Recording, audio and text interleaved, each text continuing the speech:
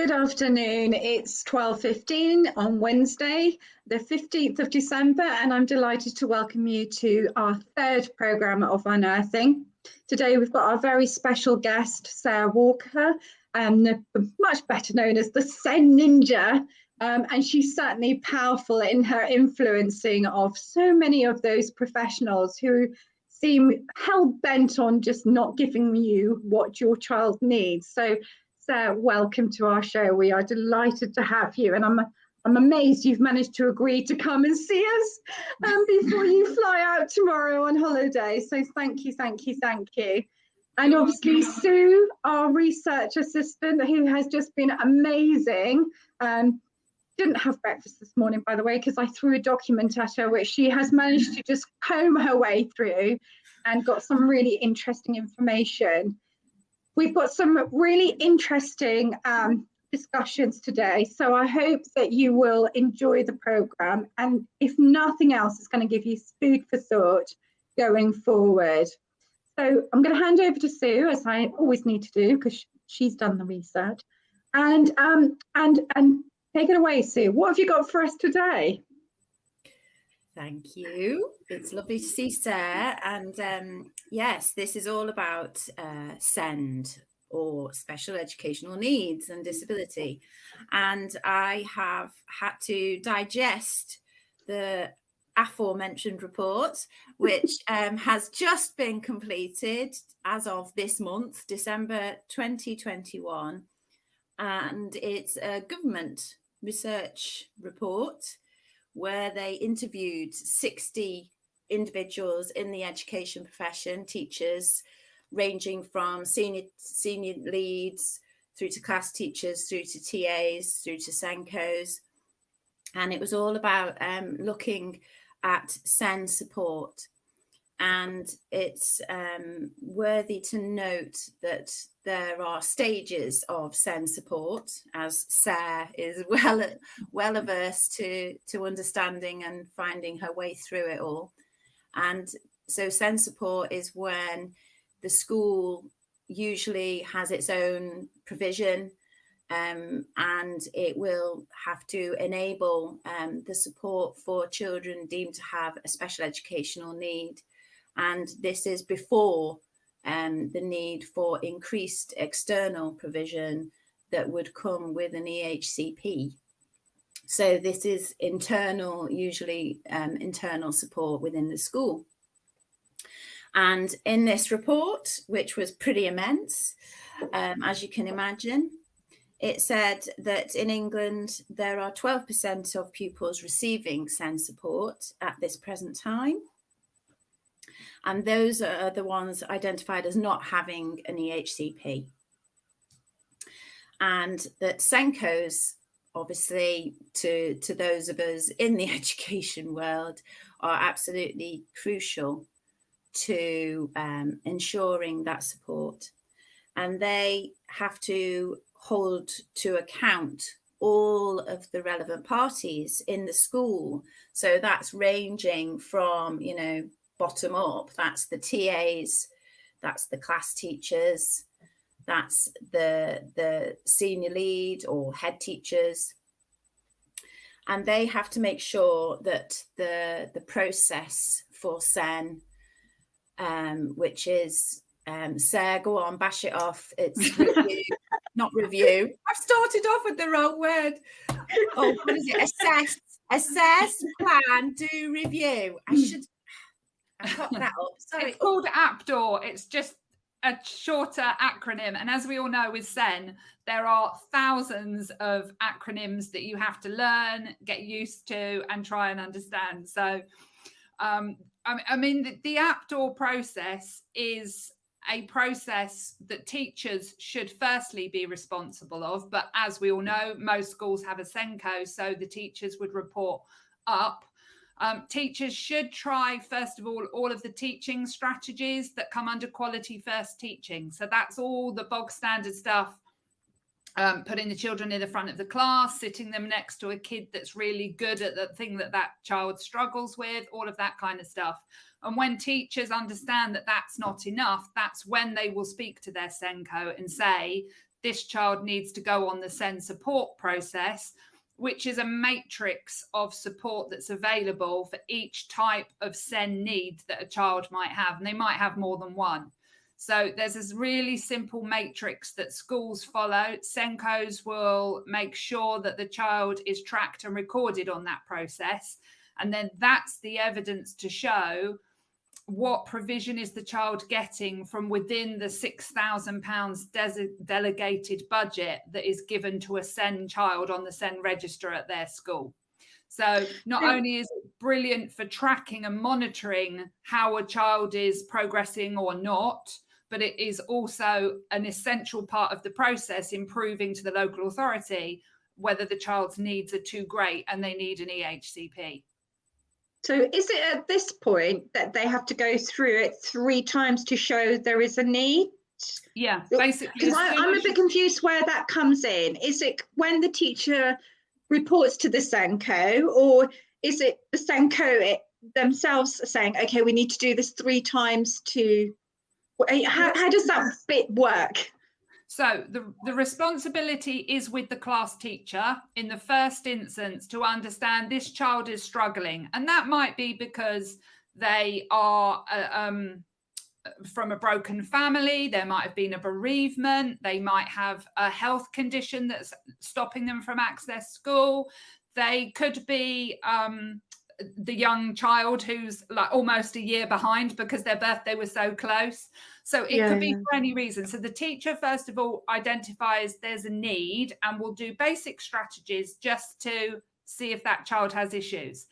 If they think it's SEN related, they put them on the SEN register.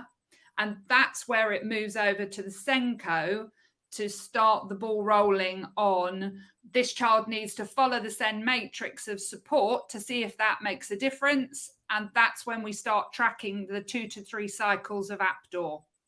So a cycle of APDOR basically says we're going to assess what this child is struggling with. We're going to plan what we need to do, when we do it, and then we assess it with the family and with the school and any other professionals that are involved to say, is this working? So, for example, you might have a child who can't write. So we would give them theraputty to loosen up their joints, or we might give them a pen that's got a rubber nib on it or anything like that. If that's working when we assess, we might say, okay, we were only doing it once a week. If we did it 5 days a week, would we see a significant amount of progress? Or we might all at the assessment stage go, this child, for whatever reason, is never going to write. Let's give them a laptop with speech to text software or some other tool, such as a scribe. And what's the time frame of that one cycle, as it were? What is the time frame? It depends. You're going to tell me it's like a piece of string, aren't you?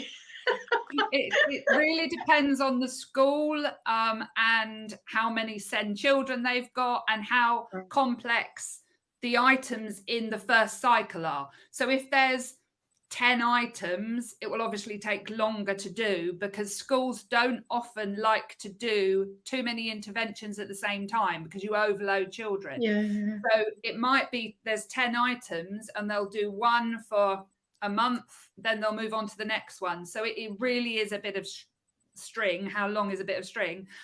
I tend to find it's at least a term. So you don't get that many cycles, and you need the 3 cycles to show the local authority we have tried this and this and this and this and this. But those 3 cycles could, in theory, take a whole academic year, couldn't they? Absolutely, yeah, if not more. Yeah. And in that time frame, a child's self-esteem could go whittling down and down and down, with school refusal going up and up and up and up. Absolutely. Yeah. Yeah. It's okay. Time is a big barrier. Lots of teachers in this report have cited, the delays, and it's not just about getting advice, but it's about their training as well. So say they've got a class, right at the beginning of September school year, and there's a child who clearly raises concerns for whatever reason. then they might, that individual class teacher might not know how to address it. Say if it is autism, you know, they're showing signs of autism, and unless they've had training, and indeed unless the SENCO has had training in autism, they won't necessarily know what to look for. So they'll be fumbling around a little bit potentially, to just do their observations, and observations take time. And of course, that's in the whole scale of, you know, having 30 odd kids in a class, which is also a big factor. It's about the number of children with SEN within one class and the actual class size as well. But also masking. A lot of our clients, that the M word and I have, is a lot of our clients are expert maskers. They don't want to appear different. They don't want to look stupid. They don't want to cause a fuss. They want to be just the same as their peers. And I have loads and loads of clients that come to me going, what do I need to do? Because my school say everything's fine. Yeah, I mean, this is... If they can't see there's an issue, they won't put them on SEN support. Yeah, I mean, I had this very same issue. I can relate totally, because this is what happened to me and my boy, because he was very much wanting to fit in and didn't want to put his hand up for help, and struggled through in so many ways each school day, and you know, and have complete collapse at home. And the SENCO didn't seem to have any understanding of autism. And although I recognise all the signs, we don't have an official diagnosis. And that didn't seem to help us, that we didn't have an official diagnosis, because she said, you know, I'm not seeing autism. He's not autistic. She actually said that to me, even though she's not a qualified clinician.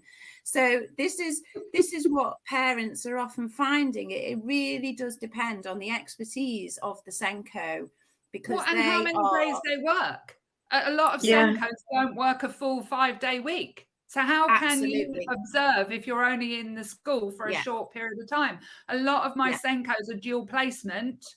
So they're flitting between the two, which means you've got twice as many parents, twice as many children to look after. And you don't have the opportunity, even with the best will in the world, the best SENCOs don't have time to observe a child and to determine whether they're masking or not. Yeah. Wow. Time is a huge factor. And it does say, like, you know, good practice in this report, good practice is strong communication. And that's strong communication between the teachers and the TAs, and strong communication from the SENCO. And then the SENCO communicating well with the parents and or other specialists if needs be. So, and it's also about expertise and about direct observations, because unless they've got the time, which, you know, let's face it, a lot of, like you say, Sarah, a lot of the SENCOs are doing other roles. Some of them are senior management, some of them are actual class teachers as well. Yeah. That they haven't got the time to make those initial observations themselves. So they are reliant on the staff, the teaching staff, to gather evidence. So that evidence can be in all sorts of document form. It can be from direct teacher assessments, and then they have to obviously write it all down. So there's this gradual mountain growing of paperwork, which then the SENCO has to make time to go through, obviously, and then make decisions.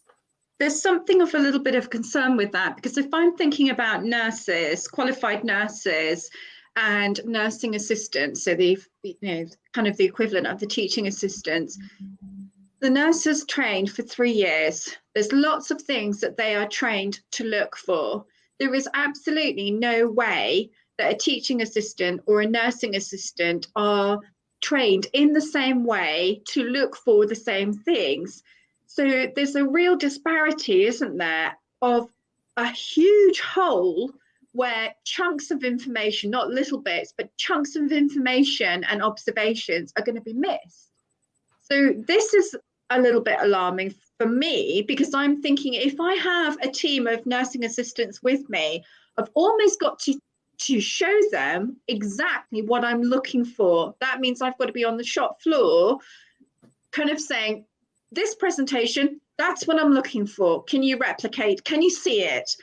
We don't have time for that. So even with the best will in the world with good communication, we've already got a bit of a problem, because if I have expectations from an academic, professional sort of capacity, I can't possibly expect my nursing assistants to have that same level. Otherwise, they'd be qualified nurses as well. And I'm assuming that has to be the same for the teaching assistants.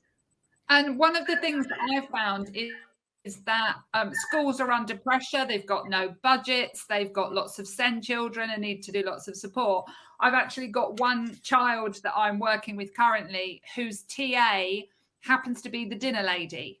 Now, I don't have anything against dinner ladies, but I'm assuming that if she was qualified in any way, shape or form, she wouldn't be doing a dinner lady role. She would be doing another type of role. Yet she was made a TA for a really complex SEN child. And I questioned what training has she been given, because it's not fair on her to be a TA and expected to do the kind of things we're speaking about if you've got no training. This is really interesting because, you know, I'm aware that with autistic kids especially, and to an extent children that have ADHD, that it really is about the relationship. And so perhaps that little person has really latched onto that dinner lady and they've got a great relationship, and the school has seen that and thought, okay, let's harness this, let's encourage this. And that's a great way to be.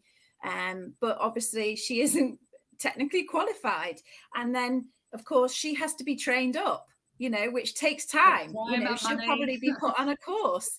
And then we've got the budget limitations, because unless those staff that need expertise training, say in autism or ADHD, they will have to have that budgeted in right at the beginning of the financial year. And the difficulty then found is, especially with primary school children, as a growing need arises, because, you know, they're young people, their developmental needs are changing all the time. The school then thinks, you know, we've now got this need that they wouldn't necessarily have seen right at the beginning of the school year, you know, and that might occur spring term, and the money's gone, we can't do it. Because when my son had issues with attending school, I asked for an EP, and I was told quite categorically, there's no money, we're too late into the school year and there's going to be a wait. So I said, okay, what is there in the meantime? Is there some sort of therapy? You know, like play therapy is pretty common in primary schools. And again, there was a wait. There was a huge waiting list. So it's the same for training, that there's this time, you know, taken and very much needed for proper training to occur, and the funding isn't there. But the trouble is that the training can only encompass so much. I mean, if you look at every autistic child, we all know the phrase, once you've met one, you've met one. The range of issues that autistic children can have is so broad that you couldn't possibly cover all of that. And we all know, you know, if you've trained in this much, the child that you're looking after is likely to have something else that you've never heard of or never experienced. And then you don't know what to do. You don't know how to help them. And it's just really, really, I wouldn't want to be a Senko in a school just because of the amount of pressure, the amount of work, the amount of desperate, needy children, dealing with parents who just want answers. And sometimes the Senkos don't have the answers because they haven't done enough of the outdoor process to judge how that child's going. But they've still got to do the communication bit with home. They've still got to go to staff meetings. They've got to teach. They've got to go to, you know, some Senkos are part of a wider network where all the Senkos get together to share best practices and look at new information and stuff like that. So they have to attend those meetings as well. It's a really, really tough job. It is a minefield. Is this a good time to go across to the stats then? Yeah, I was just going to say, so I looked at the Department of Health, well, British Medical Association recent report, December again, so just released, that it says in this report specifically that schools struggle as autism diagnosis rises, and that 4.5% of recorded school children with an autism diagnosis is pretty big portion. I mean, I thought it would be more, and that 14% of those with autism diagnosis did not have SEN identified. So you know, that's just bonkers, isn't it? You just think, and that goes to back up what Sarah said, that we have some very capable maskers in the autism world, and yeah, perhaps that's why there's that complete discrepancy there. And there's approximately 700,000 autistic diagnosed people in the UK at this current time, and that is approximate. And because of autism being so complex, like Sarah says, you know, it ticks all the boxes of an EHCP, as in, you know, the social and communication aspects, the mental health aspects, the cognitive, the communication. So all of those areas are needing to be looked at thoroughly for an autism EHCP. And there has been an 86% rise in the number of EHCPs in the last few years. Which is staggering, isn't it? Absolutely staggering. 86% rise. And so this was looking at EHCPs up to 2017. And the performance of securing EHCPs in the 20-week time frame really varies. So it's this inconsistency from county to county. So that was acknowledged. That is amazing, isn't it? I can testify to that. Yeah. I mean, I was thinking about the fact that, you know, we're saying there's 700,000 in the UK of diagnosed, but there are an awful lot of people who have self-diagnosed, and I'm talking about obviously not children, I'm talking about adults who are, you know, 30, 40, 50, 60, 70. I think my eldest client was 79. And, you know, there's a huge number of parents and grandparents who are beginning to go, well, hang on a minute, you know, all these mental health labels that I've been left with for, you know, 2-3 decades, what if that is actually autism or autism and ADHD? That would explain a whole load better. But because they've been so low in mood and so anxious, they've now got 2 different problems to deal with, you know, not only being autistic, but actually being saddled with something else that shouldn't have ever happened. So I'm guessing, you know, that is quite worrying. And obviously, for Sarah and I, we are hugely aware of how many initial screenings I'm having to do because schools refuse, you know, and indeed refuse to kind of think about employing an educational psychologist to kind of do the very tests that need to be done. So there's a real crater of issues, isn't there? That's being ignored or pushed under the carpet is perhaps a better phrase to describe it, so that we don't have to deal with it. But I guess that's where we can look at the barriers, isn't it? Thinking about the barriers to SEN provision. Should we go to that then? Yeah. Yeah, I mean, in this report from the government, there's lots of barriers around access to external expert support. So, for example, like you mentioned, the education psychologist. Lots of schools, it just said many, most schools really struggle in terms of securing external support because there is such a lack of people basically on the ground doing it. Huge waiting lists.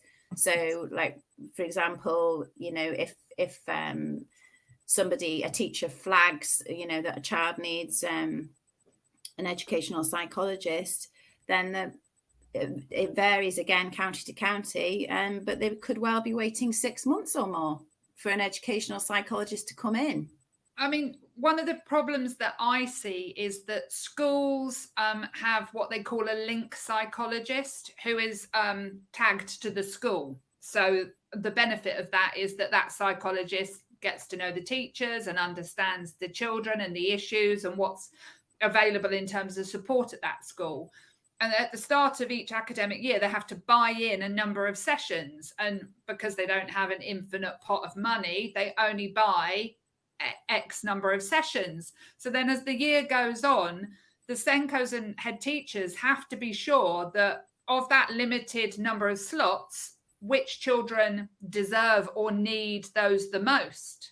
So, you know, the children that are causing chaos and disruption in the classroom because they can't sit still, or, you know, I always use the analogy kind of throwing chairs, because if it's that obvious that they're in distress, the school will use one of those slots. But if you've got a child who's just quietly distressed, isn't causing a problem, but you can see if you had endless slots, you would absolutely give that child a slot. And that's part of the frustration, is that you have to demonstrate so much to secure one of these very precious, very few slots, that it's so difficult to get that support. Yeah, I think that's very similar to the CAM situation, though, isn't it? Because if you're trying to get support for, say, for example, anxiety, where a young person is really, really struggling, the schools are going to be offloading and encouraging the parents to go to the GP to say, get a referral into CAMS, because they can't do it. But equally, you've got strained or constrained resources within CAMS where they're trying to bounce it back by simply saying, we haven't got the resources either. And particularly when we're thinking about young people who are potentially on the autistic spectrum, that's a middle ground where nobody's willing to partake in pursuing because of money, or is it because of other things? Because I think, yes, there's an argument for no or constrained budgets, but is there also the fact that, as one of our viewers has put, she was a teacher, or she or he, it could be she or he, said that they were a teacher, but they were never trained in SEN. Not a single day's training in SEN. So then you start thinking, okay, so if you've never been trained in it, you don't know what you're going to be looking for. Absolutely. I mean, I was a qualified primary school teacher. I taught for the 90s, you know, the whole decade of the 90s, and I didn't have any SEN training then. And I was quite surprised when I had a conversation with a friend of mine who's been a teacher all these years. You know, it has been minimal SEN training that she's had, and she's, you know, a qualified teacher for 25 plus years, whatever it is. And unless it's this firefighting approach, which sadly we know really does exist across all services, social care, CAMS, that, you know, it's the problem of behavior, usually, like Sarah says, that triggers that, okay, we need to do something about this now. But in the run up to that behavior being so distracting and so disruptive to the lesson, you know, a lesson, then, you know, nothing's going to happen. It has to get to that crisis point, sadly, for the class teacher to literally be up in arms and go, I can't cope with this anymore. There's too much disruption. We need to do something about this child. And that's the sad fact. And also it has to come from the school more often than not to secure educational psychologists or psychiatrists or occupational therapists. It really does rely on the school involvement and the school input, because if the parent is saying, you know, there's all these problems at home, then that just doesn't hold enough sway. You know, the school has to be seeing these disruptive behaviors And sadly, if your child is a masker and is the sort of person who will fawn and comply and be a rule keeper because they want to keep their head down, you know, of course they're not going to be prioritized in an educational psychologist review. Mm-hmm. I mean, are there any other, sorry, Sarah, go on. I was just going to say, one of our joint clients came to me initially because they had a child who was always the naughty kid. If there was anything wrong, regardless if the child was in the same room or wasn't even in school that day, this child was blamed for whatever happened. And after talking to the mum, I knew absolutely this child had SEN. And I suggested we went to the M Word to get the screening and assessments done, just so that the parents had a voice. And we went to a school meeting and it was like, well, who are you? Why are you here? And the parents were like, because you won't listen to me. So I've had to employ a SEN consultant to come and tell it like it is. And then I plonked the M Word reports in front of this school and they all went, oh dear.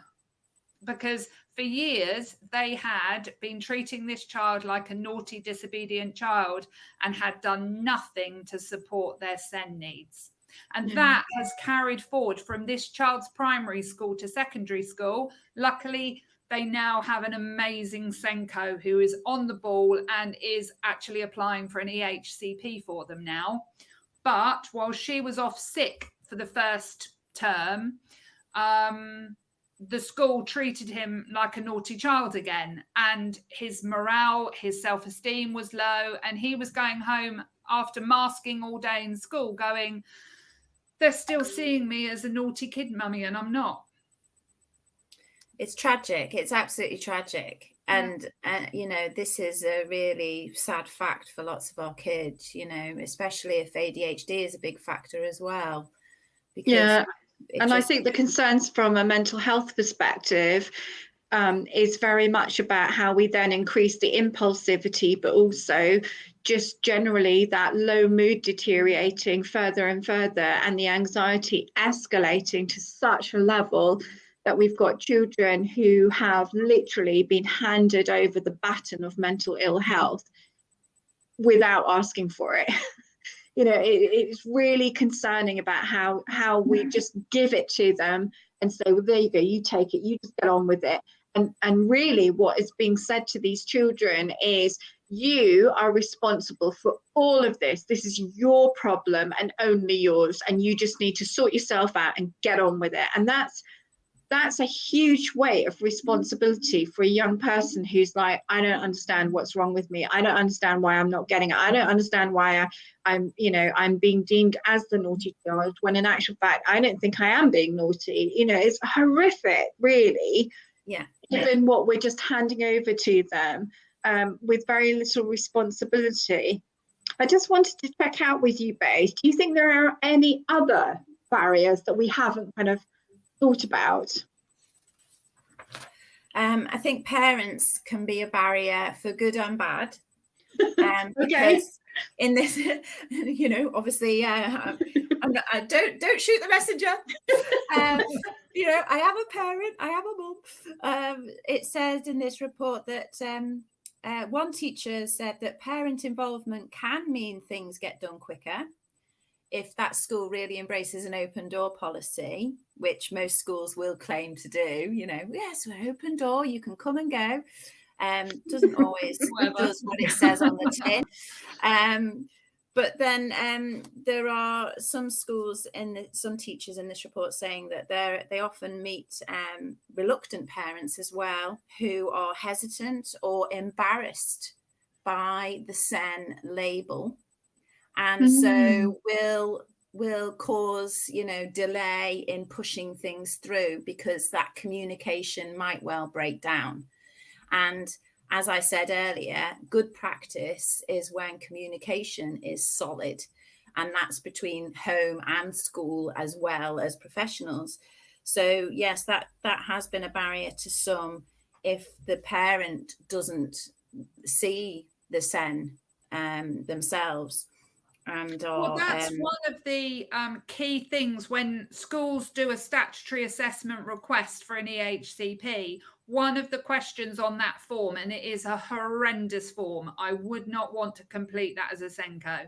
One of the questions is, have the parents been on board? Have they come to all the parents' meetings? Do they communicate via email? Do they raise issues? Do they support strategies from the school? Do they let therapists do assessment on their children? And that's a whole section in its own right as to the involvement of parents.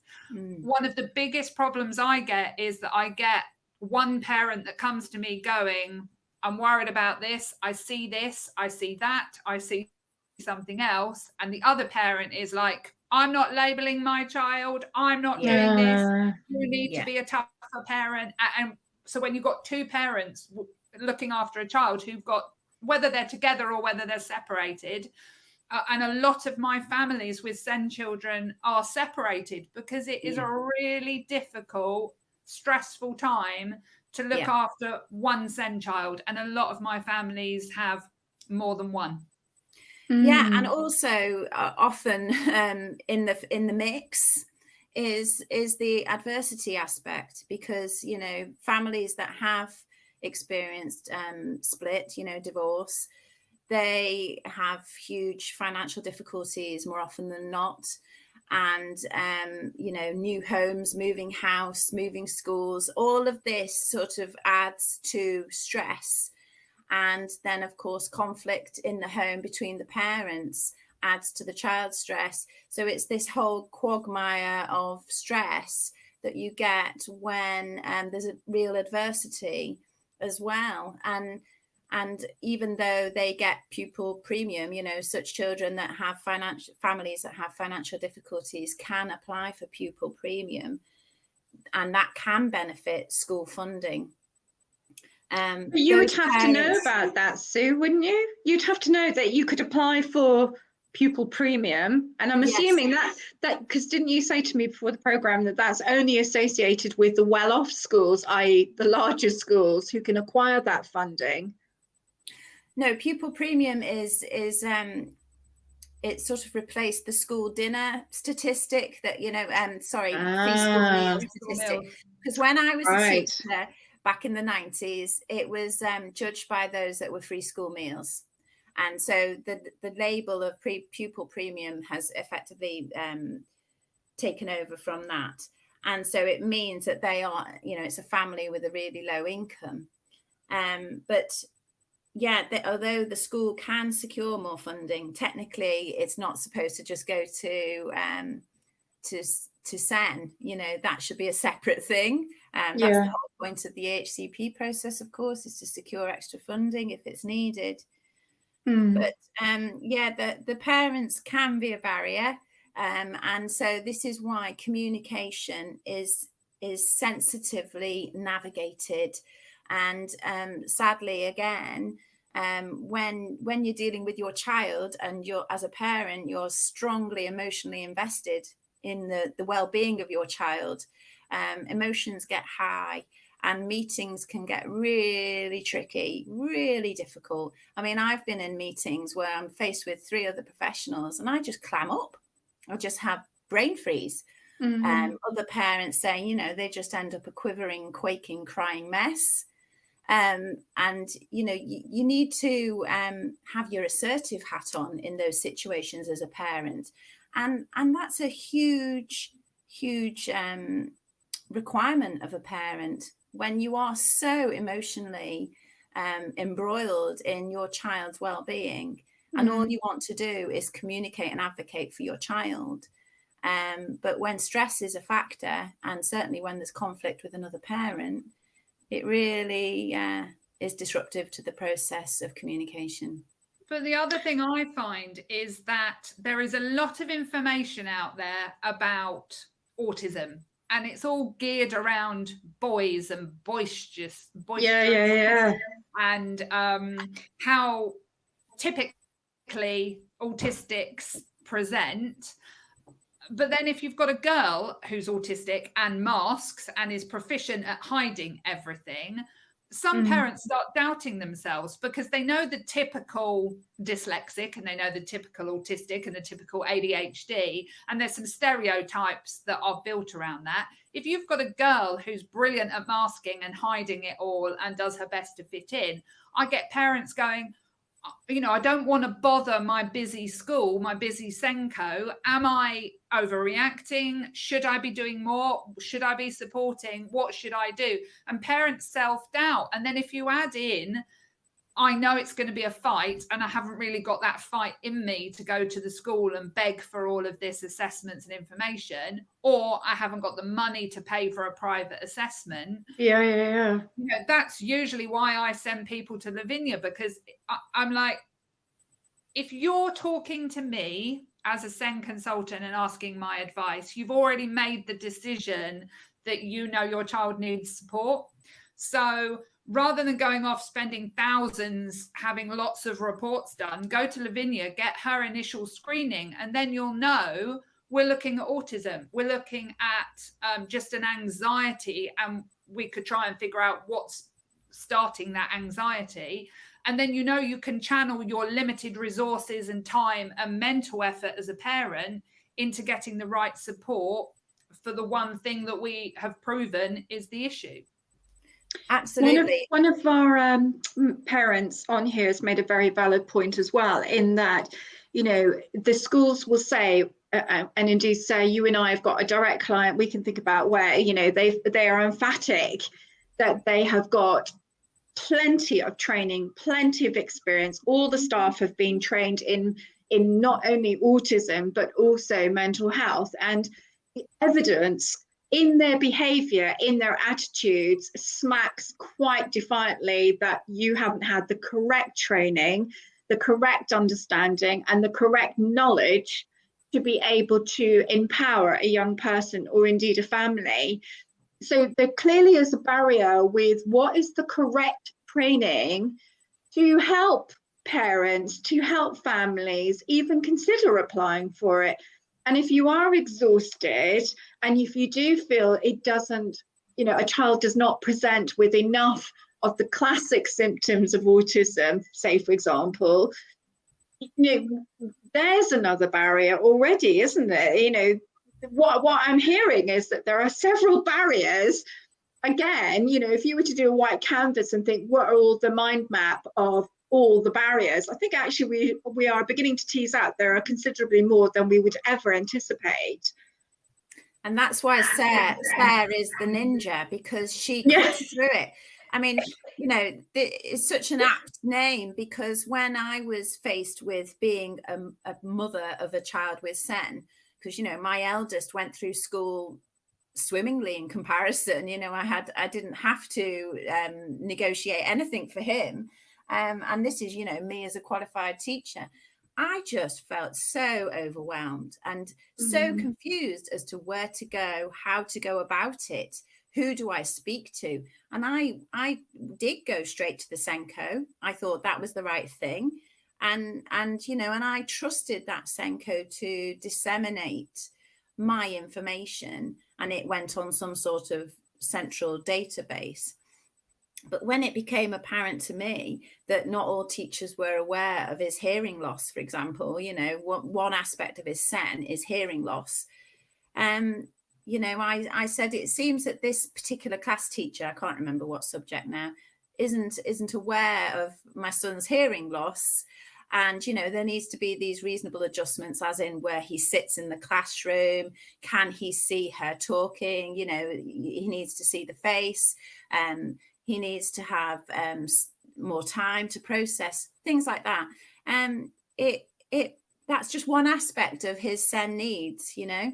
And I've had this all the time, time. You know, maths teachers who didn't know the kid had dyscalculia. PE teachers who didn't know the child was dyspraxic. And you kind of go, yeah, and it is that sort of, oh my goodness. Yeah, they're supposed to be communicating, and they're supposed to be using these edXL or, you know, Word documents or whatever documents they've got, pupil passports as well. Pupil passports is the common tool, but you can't. you can't put all of a child's SEN needs on one sheet of A4 and expect a teacher to get it. I was in a tribunal yesterday. If you've got 35 pupil passports to read, and then how do you know when it's been updated? Because usually parents go to a SENCO with, you know, this is my child and I think they're autistic. And then it turns out that there's dyslexia on as well. And then there's ADHD as well. And over time, parents add more information. And unless that pupil passport is A, updated, and B, shared with everybody, how would they know? They're not mind readers. Yeah, and that's a key thing you've just reminded me of about the process of SEN. You do plan review, that the review part of the process is where there's great range in how schools tackle the review aspect. You know, how thorough they are about it. You know, that it gets to the point where even a child having an EHCP, it isn't worth the paper it's written on, because the needs have changed so much. You know, perhaps circumstances have changed. Perhaps, you know, there's been some, I don't know, some really impactful peer problem, you know, where there's been bullying, or just, you know, something's occurred that's really knocked everything askew. And that's when, you know, they need to be really on the ball in doing reviews regularly, and then, you know, changing it. I had a child in secondary whose EHCP still spoke about nappies and toilet training, and he was in secondary. Oh no. Oh dear. I was just thinking about these documents, though. They are large. They demand to be large, but the thing that really surprises me is that these documents are supposed to be living documents. That is, they are supposed to be flexible, can be reviewed, can be changed, adapted, When I was in a tribunal yesterday, the judge was like, no, we're not having all the strengths put in here, because, you know, I need this document to be as slim as possible so that the teaching staff can literally pick it up and see it all in one go and go, right, I've got that. And I was thinking, well, how unrealistic is this? Because by the time you've gone through a tribunal, you're assuming, with all the professionals involved, and usually there's several involved in the tribunal, both fighting for and against as to why a young person needs to have what's in the document. The volume of need is not going to be an A4 postage stamp or a letter. You know, it's not going to be that size. It's going to be a considerable volume of a document. And that, to me, logically then says, well, why would you put that with somebody, say, in mainstream or with a class of over 6? Because how can a teacher and a TA possibly look at these really weighty documents of needs and be able to implement them for that young person to be able to have, you know, a well-met educational experience and be able to learn? So again, this must be a barrier, surely, because if the documents are so weighty, are you really going to learn? You're not, because in mainstream schooling, we can see so often that teachers are missing out information. I mean, how can a maths teacher miss out on somebody being hard of hearing, or somebody who's got dyspraxia or dyscalculia? How is that possible? But we know it happens, don't we? Oh, absolutely. I mean, I've got a classic example. Oh, I've just had a bit of echo, sorry. I've got a classic example. My son entered year 6, and this was a new school. And I introduced myself to her and said, you know, he's got a hearing loss, a bilateral hearing loss. And I just assumed she would understand the impact of that on his literacy. And she didn't.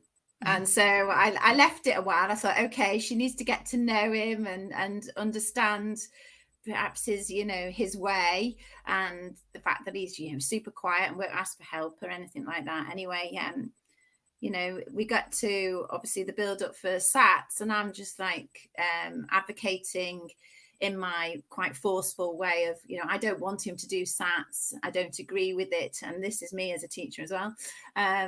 I don't think, can we just not do the SATs? And I know her reaction was telling, because I was this fly in the ointment to her. And, and I was wanting alternative provision during the SATs week, for example, or that if he could have somebody sitting with him and potentially a scribe, all these things. And there was no education plan. There was no special educational plan, IEP, whatever you want to call it, in place. Yeah. Even though I went to her immediately in the September and said, he has a hearing loss. Unbelievable. And that's one of my biggest things with my clients, is that parents come to me and they go, I am sick to the back teeth of being the difficult parent. And I'm like, welcome to the club. Yeah. It's an elite club of only specialist parents that are allowed to be difficult. But it's a fight. It's a battle. It's feeling like you're putting them out, that you're making their life harder, when actually we should all be working together for the benefit of our kids. And if parents are I always say parents are the professionals of a child. They know them inside and out. They might not know the intricate details and how to help that child, but they understand the whole picture: school, social, and home. So if a parent comes to you, the school should be listening, because half of their job would be done for them if they listen to parents more. Right. We have 10 minutes. 10 minutes. So what do you want to talk about? I've just been harassed by somebody else. Well, 10 minutes, ladies. So what do you want to talk about Schools Week, Sue? Yeah. So I found this investigative educational journal. Sounds very posh. And it said in here that half of the new special free schools are autism specific. That's a mouthful. Okay. And this was in 2017, that autism as a sole primary focus for an educational setting was 13 out of the 21 of the free schools, and that there are a growing number of independent schools who are offering very specific provision. One I kindly thank Lavinia for sharing is a school in Somerset, for example, that is very specialist for dyslexia, and that they have in-house in-house therapists and in-house mental health practitioners and trauma-informed practitioners. And this is a really growing thing that I'm finding more and more schools are saying we're trauma-informed, because the lack of needs being met by mainstream causes a traumatic effect in the long term.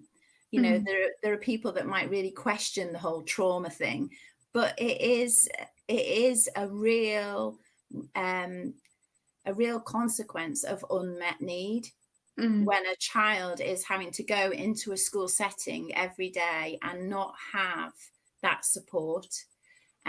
So these schools recognize that, and also recognize the need for mentoring and having a champion, a person that child or young person can regularly be with, as a focal point, which is really important for autistic children that have very chronic anxiety, for example, about going to school.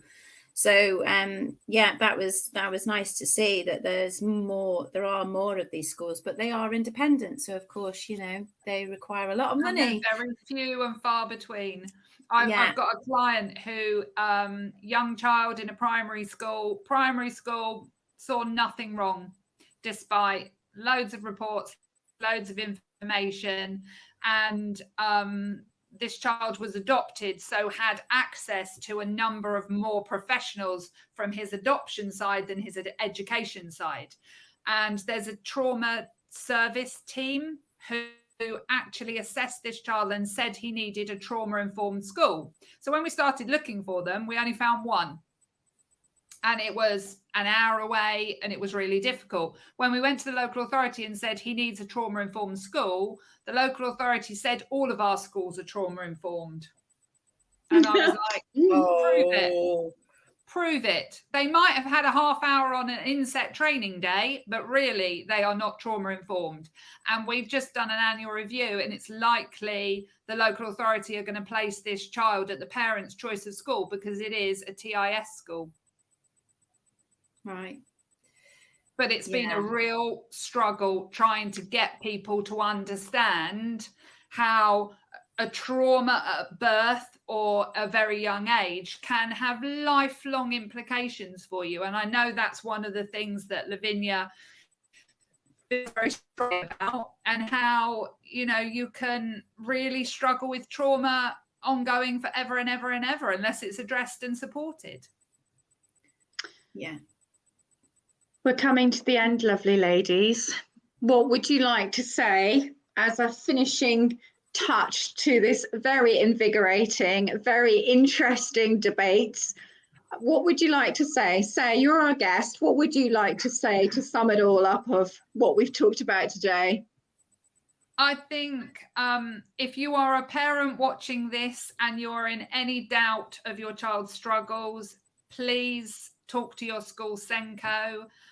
If you need support, you can come to me and I will talk to your school Senko with you or for you. Be persistent, keep evidence of everything that happens. Keep a diary of every time you're told, my child has bitten or pushed or misunderstood or not done their homework. Keep a diary, start recording everything, because people will only listen to you if you have evidence, evidence, evidence. So, you know, have faith in your ability. As I said before, you're the professional of your child. You're the one that knows them best. And if you're in any doubt, prove yourself wrong or prove yourself right. You know, get the support. We are all here for you. I can do the education side if I've got the evidence from Lavinia. So if you can do an assessment with Lavinia, it will open your eyes and tell you it as it is. She will tell you the truth, and then we can move forward. But we've got lots of support. And if you're a teacher or a Senko, you have my utmost respect for a very, very difficult job. And please listen to your parents if they come to you. Sue? Well said. I was going to say evidence, evidence, evidence. Yeah, I mean, I've got notebooks full. Yeah, it is to be your child's advocate. You know, advocacy is key until they are old enough to do it for themselves, and that you are modeling. So even if you feel that you're being a rubbish parent and you're not doing enough, which, let's face it, most of us mothers do have this doubt, just be assured in that you are doing a really important job for your child in advocating for them with schools.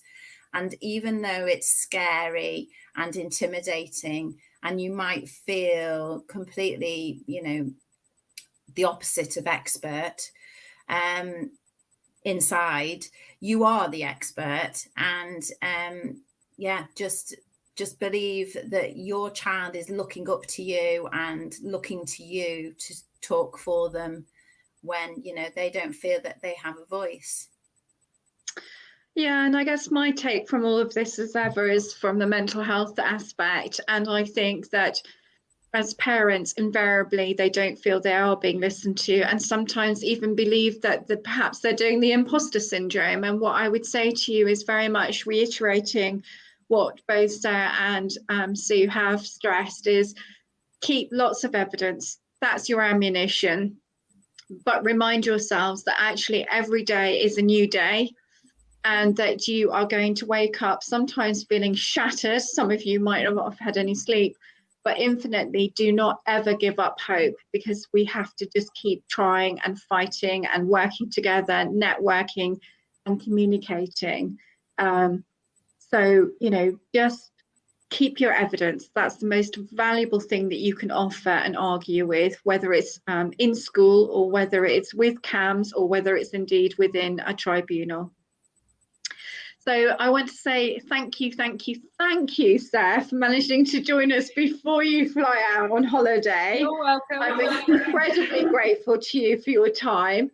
Thank you again, Sue. You've been amazing at bringing up some data for us and research. I'm always very grateful and highly impressed, hugely impressed when you come up with it.